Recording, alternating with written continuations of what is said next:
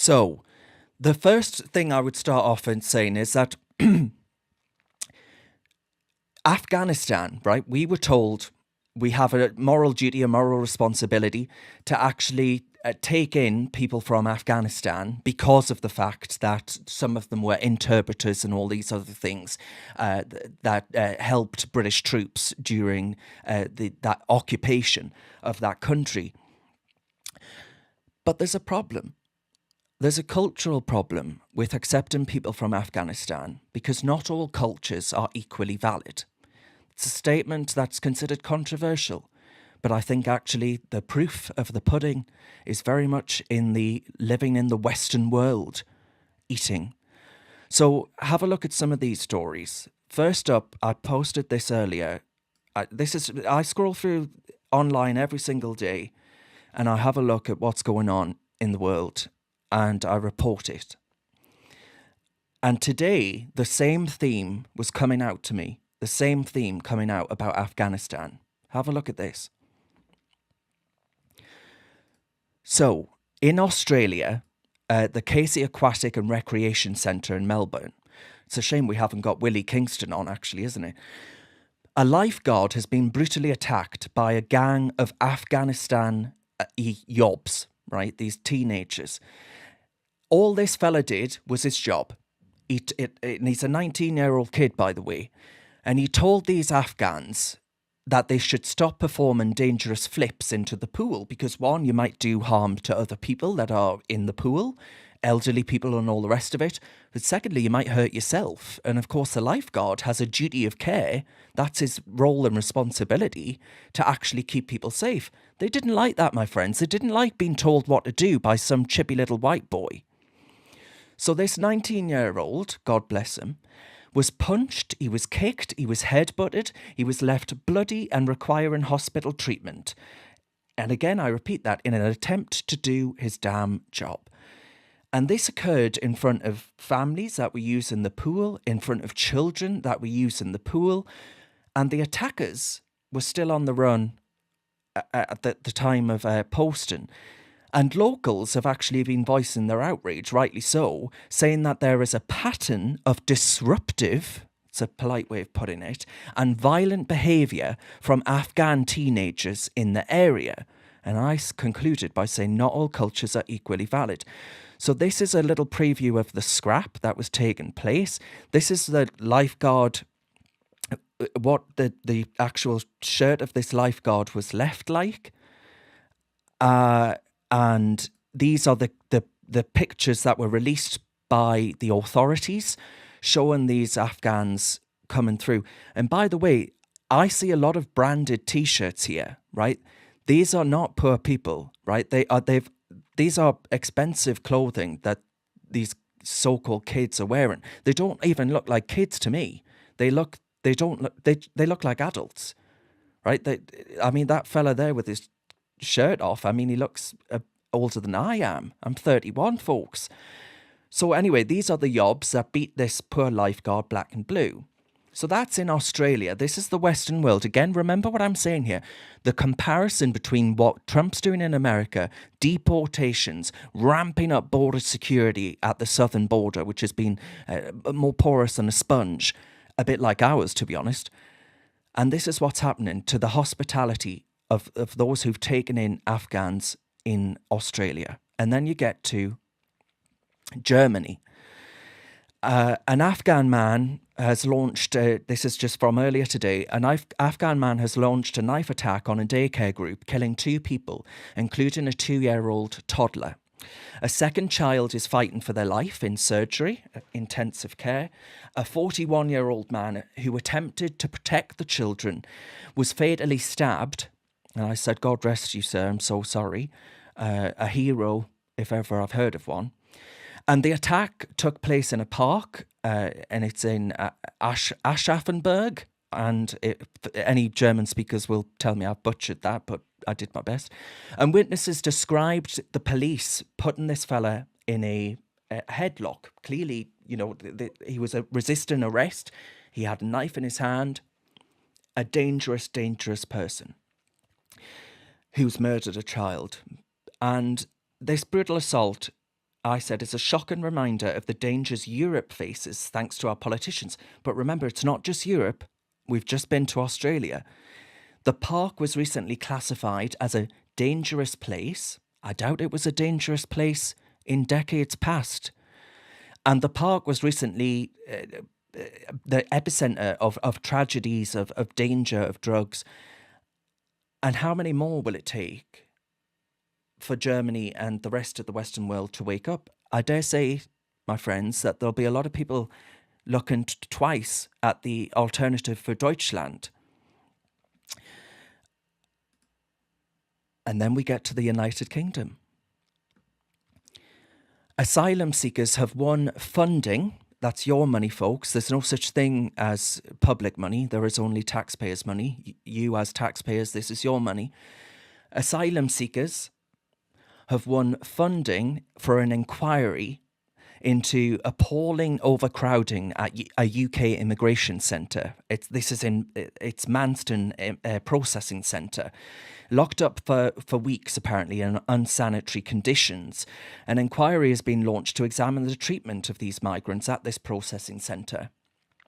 If these migrants feel that the accommodation that's supplied to them, by the way, we have a housing crisis in this country, we have homeless people on our streets in towns and cities near you.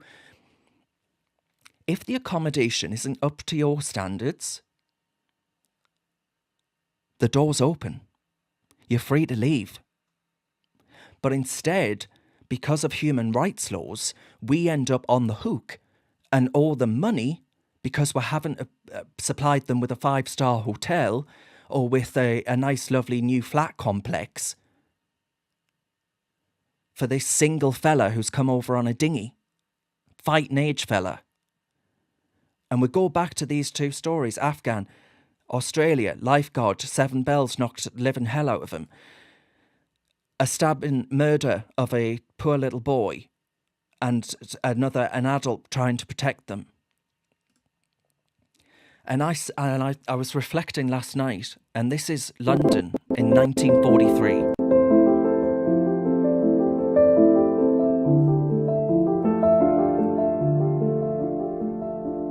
Look at it. Peaceful. Tranquil, clean.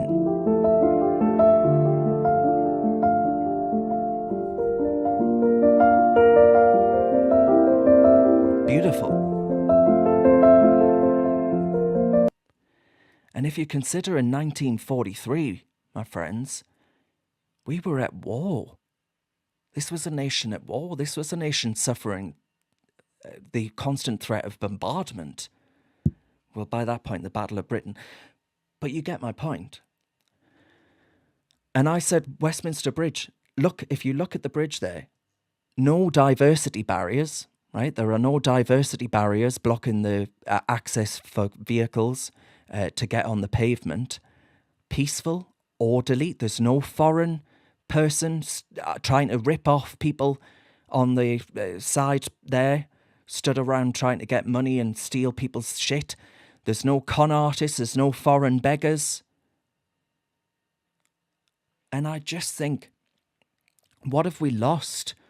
But it was a reminder, and the reason I go through all of this, it was a stark reminder for me that it's not just Britain, because I've been feeling it. I've been feeling really quite depressed at the minute about the state of my nation. It's a nation that I love. It's a nation that my grandfather's generation fought to actually protect and value like you would never believe. I am intensely grateful to have been born on these little rocks. But it's not just us. Politicians across the Western world have allowed incompatible cultures to come in that have changed Western societies beyond recognition.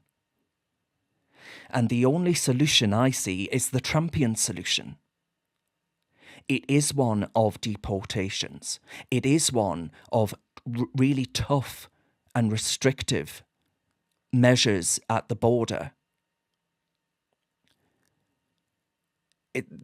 We have no time for Mr. Nice Guy. We have no time for talking about how we need a kinder, gentler politics. These stories are what is happening to us.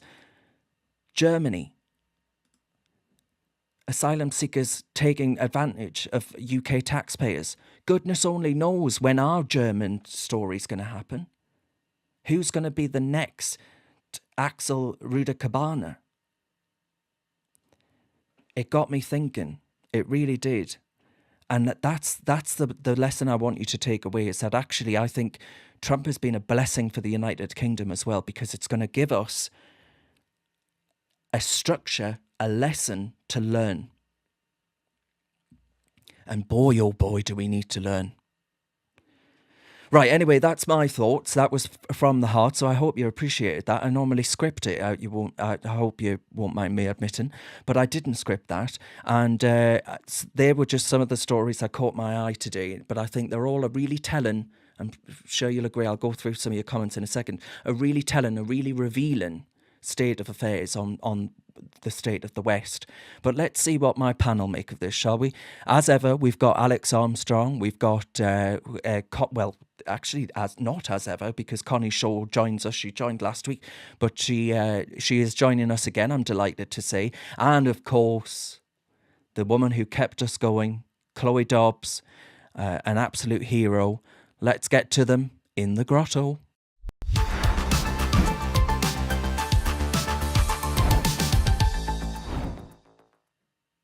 Hello, hello. Oh, who have I we're all at different heights, and there's no Alex. Oh no, no Alex. We can't have that. Wait, we've got half of Darren set in there. There you are. There you are. In the wilderness. Yes, you were. You were. Right. I'll zoom out and fix you in a second, Chloe. But Chloe, what do you make of those stories there? I mean, you must have been horrified reading about Germany. I mean, absolutely shocking. How many more of these cases do we have to have before we wake up to the fact that these cultures are backward? Okay, I'm not tarnishing everyone with the same brush and saying everyone from Afghanistan is a bad person. Of course not. I'm sure the vast majority are nice people. But the reality is that is a country which has the worst treatment of women in the world. In order for an organization like the Taliban to hold power there, it's not just them that are backwards. They have to indoctrinate the population to be able to hold power. That's what, you see this every terrorist organization, be it Hamas, ISIS, they have to indoctrinate the population. There are people who live there who have backward views. That is the reality. And I just do not think that we can take the risk allowing these people into Britain. Also, okay, I'm sure living under the Taliban is not fun, regardless of whether you are a man or a woman, but it is a heck of a lot worse for women. They are the ones who are really oppressed. I was looking at the videos today of it. Don't know if you saw the funny viral video of a guy going out to a lake in Afghanistan, and all the Taliban are with their big guns are getting on these pedalo boats. It's quite funny. That went viral. But I was looking at his other videos from him traveling around Afghanistan, and when he's out and about in the day, it's just men everywhere. The men, they're all having a great time, hanging out with their mates, going on their pedalos on the lake, doing whatever they want. Not a single woman in sight, because they're all hidden at home. No windows allowed now, remember? So I'm thinking, if we really, we haven't got much space in this country, if we really are going to take any so-called refugees into this country, I only think if we find a way to get women safely out of Afghanistan, those are the only kind of people that I would happy to have come into Britain. Yeah. There should be. You have to ensure that people coming here are culturally compatible, right? And there's a reason that the Western world is unique the world over, and that you can distinguish the Western world from the rest of it, because we're not living through this medieval culture that we abandoned many moons ago. I mean, Connie, do you feel safe in this country as a young woman? I have to be honest, and it's only my personal experience that I can go by, but having moved to Leeds, which is far more culturally diverse, you would say, than Suffolk is, where I'm from, nearly every time I have been harassed or assaulted, it has been of men from certain backgrounds. Um, It makes me and sick. and not just even people close to me, their experiences of living in London, nearly always being men of certain backgrounds, and it's like even I, it's hard to say that without obviously offending people. Because like you We've said, got to Chloe, stop caring. you have to like disclaim, obviously I'm not tarring everyone with the same brush, but like that is my lived experience. Yeah. But obviously that lived experience is not going to be recognized by the people who like to use that term. That lived experience doesn't really count. But there are some parallels of this horrible event that's happened in Germany with what happened in Southport.